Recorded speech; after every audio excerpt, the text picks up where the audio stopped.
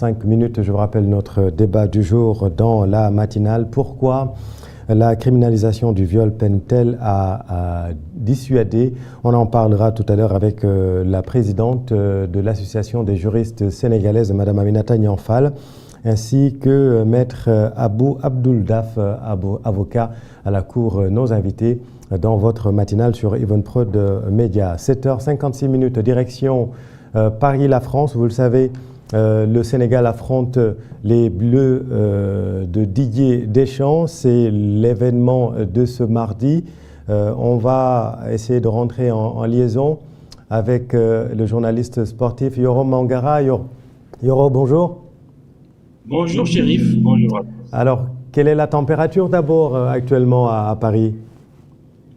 C'est calme pour l'instant parce que le match ne se jouera qu'à 21h, heure française, c'est-à-dire 19h, heure sénégalaise. Pour l'instant, les Français sont au travail tout en ruminant et en se murmurant dans la tête que oui, le match sera très important et très disputé. On parle beaucoup, on va revenir sur le présent, mais un peu d'histoire. On parle beaucoup de cette rencontre Sénégal-France de 2002. Est-ce qu'on en parle également là-bas en France? Oui, surtout qu'on n'a pas une population jeune ici en France. Il y a plus de vieux que de jeunes. Donc en 2002, une majeure partie, plus de 65% de la population française était déjà là quand le Sénégal battait la France, contrairement au Sénégal où on a 75% de jeunes qui n'ont pas vu cette rencontre. Ici, les gens l'ont vécu, l'ont vu, ils ont vu, ils ont vécu ce moment important. Ils ont vu comment le Sénégal a battu la France et cette déception qui en découlait, puisque avoir dans ses rangs le meilleur buteur du championnat de France, Djibril Cissé, celui de l'Italie Trezeguet et Henry de la Première Ligue, se faire sortir au premier tour, avec un Zidane qui avait gagné quelques jours avant la Champions avec le Real. Oui, ils ont vécu ces moments et ils en parlent toujours comme si c'était hier. Oui. Alors Didier Deschamps, quant à lui, a écarté ce fait historique. Il a dit que la majeure partie de ses joueurs n'étaient pas nés en 2002. Aujourd'hui, 2026, c'est un autre match. Comment tu vois cette rencontre, Yoro? Alors, ce sera deux approches différentes pour moi, parce que 10 ans, voire plus, je crois, il a fait 14 ans à la tête de cette sélection, Didier Deschamps. Il avait d'abord mis en place ce que moi j'appelle le football pragmatique, un bloc bas, béton, sortir en transition. L'essentiel pour lui, c'était de gagner. Aujourd'hui, comme c'est de last dance, il va partir après cette Coupe du Monde. Il veut pas passer du football pragmatique au football champagne en mettant 4 joueurs offensifs devant. C'est bien, mais comme c'est du champagne, c'est à nous de profiter des bulles. Qui parle de champagne parle de bulles.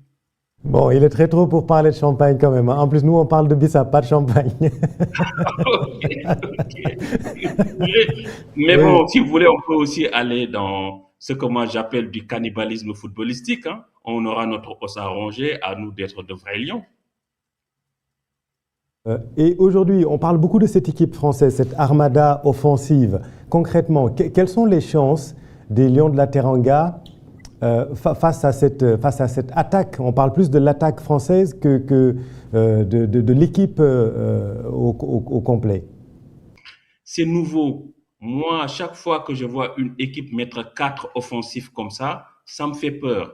Parce que les gens, ils oublient que l'équipe qui l'avait faite il n'y a pas longtemps, ce jeu en mettant 4 joueurs offensifs, c'est-à-dire mettre Olysée, Harry Kane, Luis Diaz et derrière Gnabry, c'était le Bayern de Munich. On a vu comment ils ont mangé des transitions face au Paris Saint-Germain. Parce que quand tu joues face à une équipe comme ça qui décide de déséquilibrer l'équipe, c'est voulu. Donc derrière, il y aura des boulevards, il y aura des transitions. Au Sénégalais d'être juste sur la dernière passe et de pouvoir avaler tous ces espaces. Quand on a Ismaël Sarr, des Sadio Mané, des Nicolas Jackson, des joueurs qui vont à 2000 à l'heure, c'est clair qu'on aura beaucoup d'occasions. Et cette équipe, même si Mbappé a dit qu'il va défendre parce qu'il veut gagner la Coupe du Monde, mais savoir défendre et vouloir défendre, c'est deux mots différents. Parce que là, il va falloir savoir gérer la transition défensive. Ils ont des défenseurs rapides, mais franchement, si la France décide de jouer avec ces 4 joueurs fantastiques, on aura énormément, énormément la possibilité de leur faire mal dans ces transitions offensives. Puisque, regardez le match d'hier, quand le Cap-Vert a décidé de jouer bloc bas, toute équipe qui joue bloc bas crée des problèmes à son adversaire puisque c'est difficile de trouver un espace de passe, des angles de passe. Donc, si nous, on décide de jouer bloc bas et qu'on fasse en sorte que cette équipe française n'ait pas cet espace, ces angles de passe et avoir la qualité d'un Lamine Camara au milieu ou d'un Pape Gueye ou Idrissa Gana Gueye de pouvoir toucher sur un ballon nos attaquants, on peut faire mal à cette équipe de la France. Et justement, comment faire mal à cette équipe? Est-ce que vous y croyez? Je vous sens très confiant, mais est-ce que le Sénégal peut réitérer l'exploit de 2002? Déjà, cette équipe de 2026, elle est beaucoup plus complète que celle de 2002. De 2002, justement, avait battu la France en transition.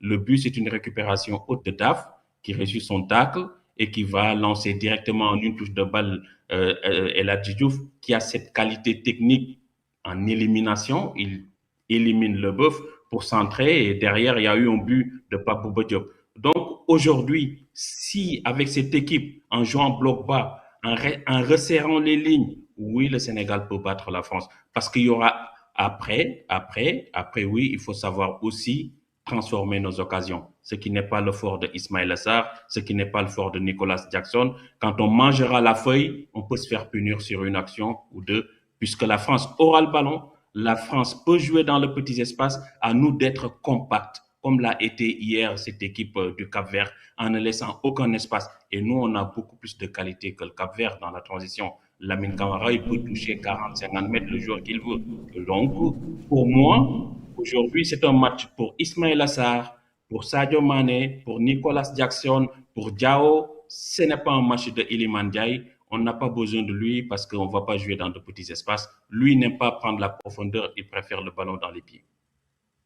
Quel est votre compo probable, votre compo idéal? On s'inquiète, on s'est inquiété après la défaite contre les États-Unis et le match nul tout juste derrière. Est-ce que vous êtes inquiet pour cette défense et quel est votre compo idéal pour vous? Moi, je mettrais Kalidou Koulibaly, même sans match joué, je le mettrais. Pourquoi?